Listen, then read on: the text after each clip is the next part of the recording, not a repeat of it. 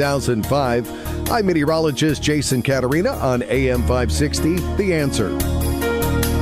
Get the latest weather, traffic, and news updates online at 560theanswer.com. Now, from the Signature Bank Studios, this is Chicago's Morning Answer with Dan Proft on AM 560, The Answer.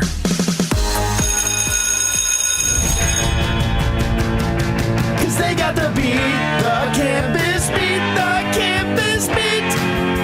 Yeah, the campus beat. Top of the morning, Dan Proft. We mentioned this in passing last week, but I want to dig into this a little bit more, given our next guest, Rick Hess.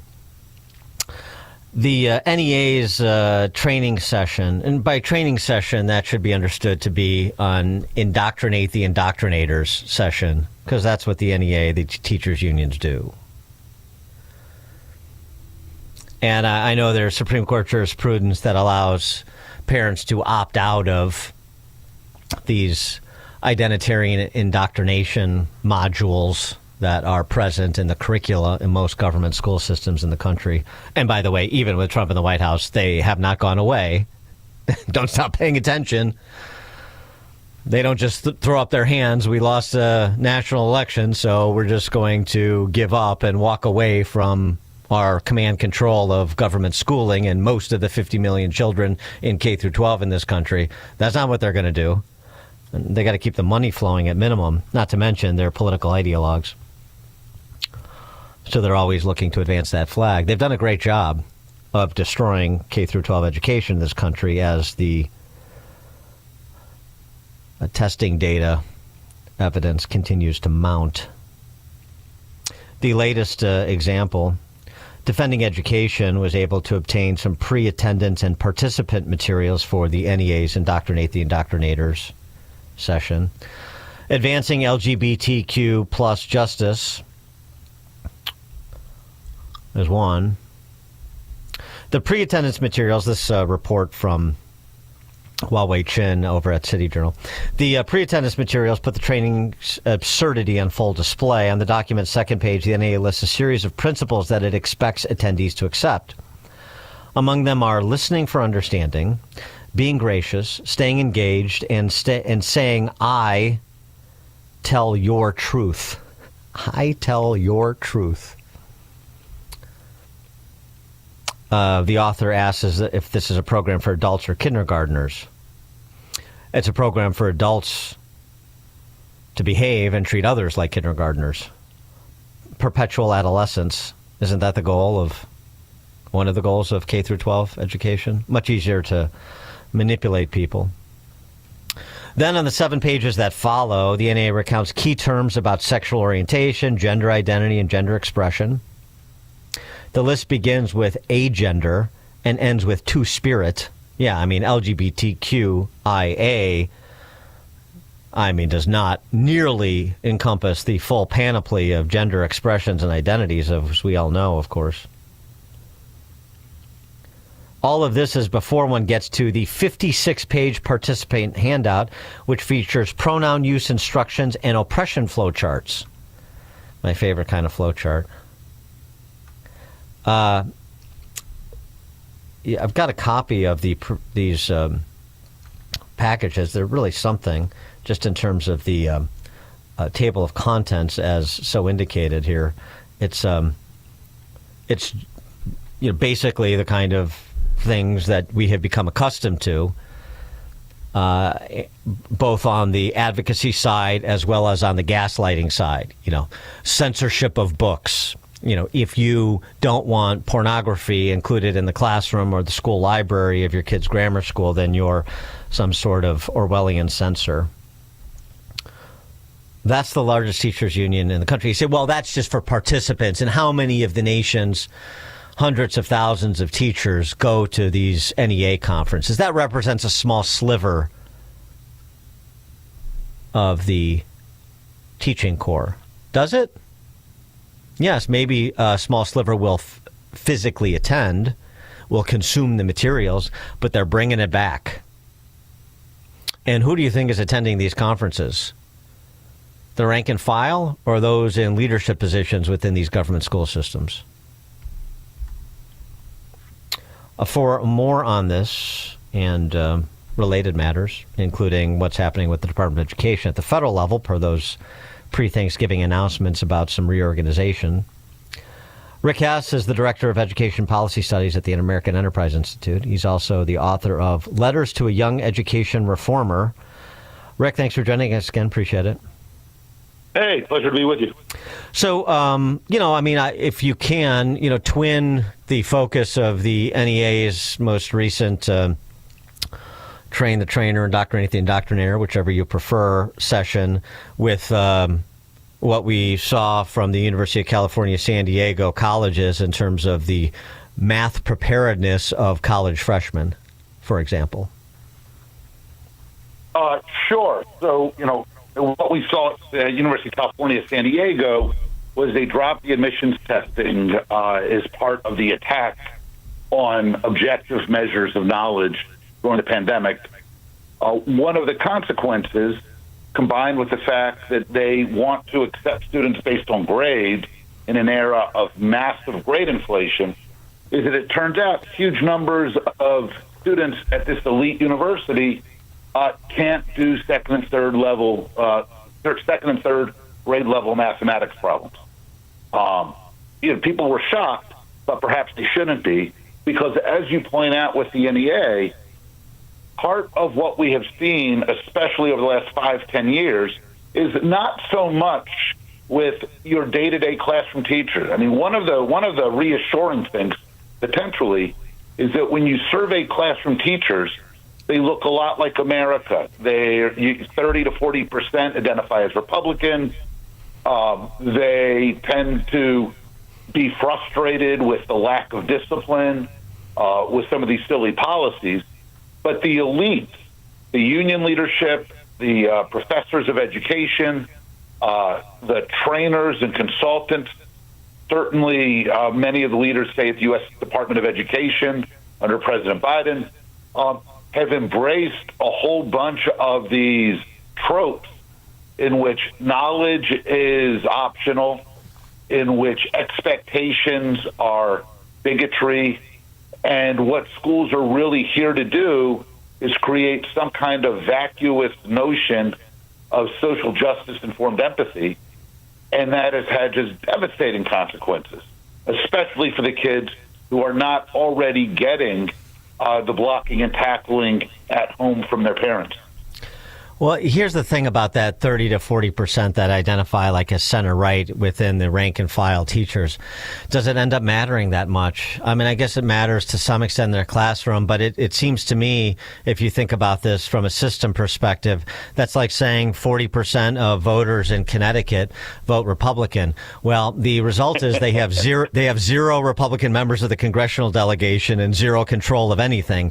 So, it's nice that they exist, but they're not like sort of a majoritarian rule with minority rights. They're a majoritarian rule that just steamrolls the minority. And in some ways, it's worse than that. One of the things, one of the frustrating things is, especially when this stuff got at its craziest pitch, say from 2020 to 2022, I would hear from scores of frustrated teachers who were being forced to sit through these re-education trainings, who, when they would ask questions about some of the nonsense in the 1619 Project or in some of the dubious historical tracts written by the Ibram Kendis and the Robin DiAngelos, they would be shamed by the consultants and the trainers. They would be told that their questions reflected their white supremacist biases, that schools needed to be places where, people like them challenged themselves. If you're on the right side, you didn't need to challenge yourself, I guess. But if you were a conservative teacher, obviously you needed to look in the mirror and ask yourself hard questions.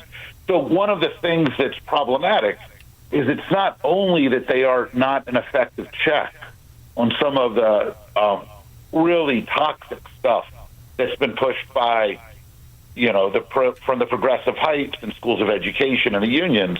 But these people are ridiculed and shamed and turned in and essentially hung an effigy to make the point that they are wrong thinkers.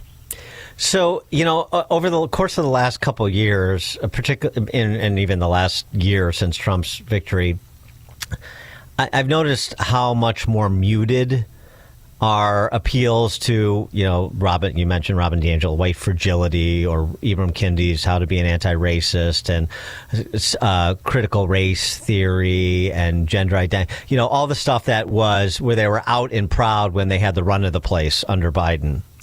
And it's certainly more muted now.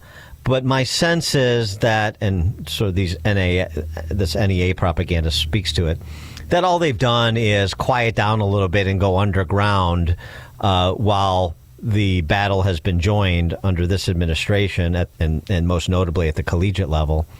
But nothing substantial has changed in terms of what's really going on in terms of the culture within these institutions and the curriculum they're pushing.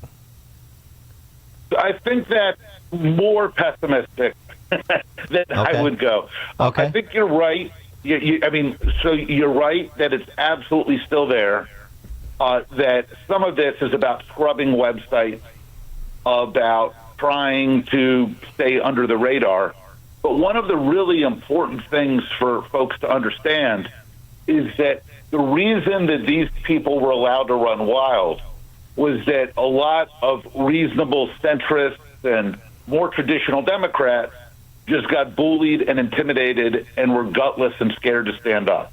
You especially saw this in higher ed, where the crazies are maybe 10 to 20% of the faculty at a lot of these universities, but nobody wanted to be called a racist or be seen as standing in the way of social justice. So you would get more reasonable people who would just hunker down. And one of the things that has really changed, that the Trump administration deserves enormous credit for, that so much of the really effective pushback from conservative and advocate groups like Moms for Liberty, is that they have changed the calculus so that a lot of these centrists can say, well, I never really believed that stuff. And what that's done is it means the crazy is still there, but they're not getting the fat consulting contracts. They're not getting as much prominent placement, and they're finding it tougher going. The changes to the Department of Education, the devolution of programs away from the Department of Education and to other agencies. You wrote a nice drill down on this in terms of the announcements that were sort of muted because they occurred right before the holiday and so forth. But people trying to decide if this is slow walking the elimination of the Department of Education, which of course would require congressional approval, probably something that Trump can't get done right now, but he can start to winnow the agency within the powers that he has as the executive, and he seems to be doing that.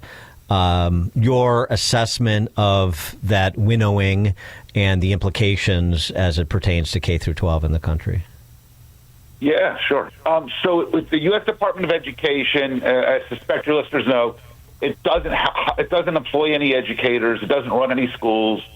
What it does is it writes checks and writes rules based with money that Congress has given it.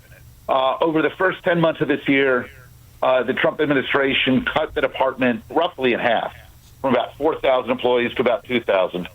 And what they have done most recently, just before Thanksgiving, is they took significant chunks of the department and they have created agreements with other federal agencies. This is not something new. This gets done routinely, in which they have moved big chunks of the department over to the Department of Labor, Department of Interior, and so forth. It doesn't get rid of these federal programs at all. All of the money is still going out the door. All of the same rules apply, but it has tremendously hollowed out the department. This is really significant in its own right.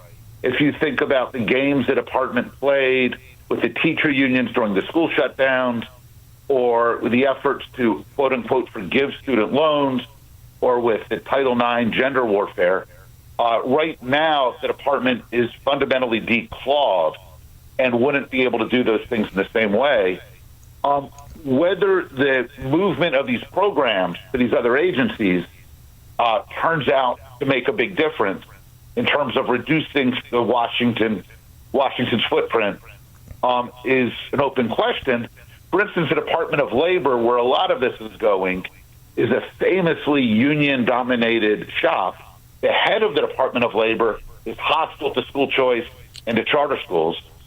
So moving these programs over there is an opportunity to shrink the Department of Ed and can certainly lead to some good things, but nothing is guaranteed. So some of the hysteria created initially when some moves were being made, including the reduction of the headcount of the Department of Education, was he's going to cut IDEA funding to special education students in the country and so on and so forth. That my understanding, correct me if I'm wrong, that didn't happen. Some of that got moved around, but IDEA is still funded as it was previously.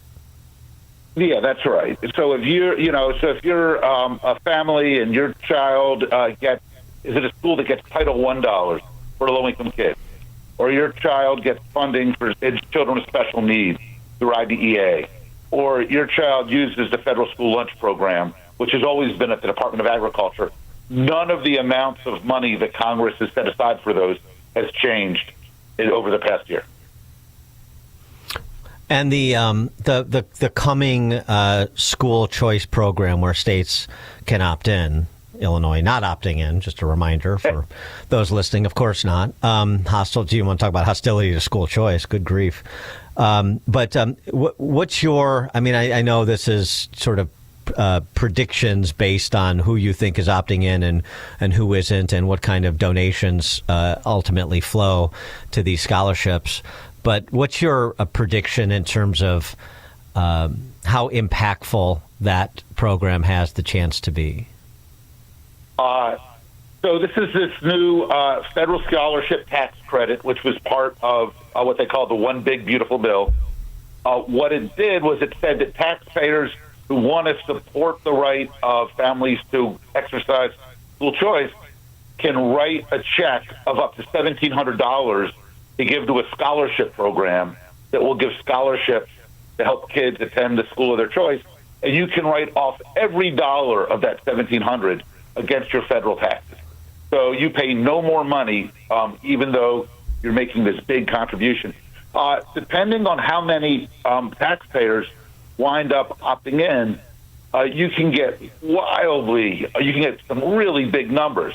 It could be a few billion, it could be 50 or 80 billion a year or more potentially. And states have the right to decide whether they want to set up scholarship programs. So Illinois taxpayers will be able to take the tax credit whether or not Illinois opts in. But if Illinois does not opt in, they can write checks to programs that will let kids go to school in other states. This is a chance to make a huge difference, which is why even somebody who's historically been skeptical of private school choice, like former Obama Secretary of Education Arne Duncan, former superintendent of Chicago, actually came out in support of this. This could be a life-changing opportunity for millions of children otherwise stuck in schools that aren't meeting their needs. Rick Hess is the Director of Education Policy Studies at the American Enterprise Institute and author of the book Letters to a Young Education Reformer. Rick, thanks as always for joining us. Appreciate it. Hey, pleasure to be with you. And Rick Hess joined us on the Turnkey.Pro answer line. This is the morning show more Chicago radio listeners are choosing. This is Chicago's Morning Answer on AM 560. The Answer. Everyone is watching major movements ripple through the markets these days, sparked by new policy shifts out of Washington and activity from the Federal Reserve. Americans have faced uncertainty before, and every time, we've found our footing again. The real secret to long-term financial peace is simple. Keep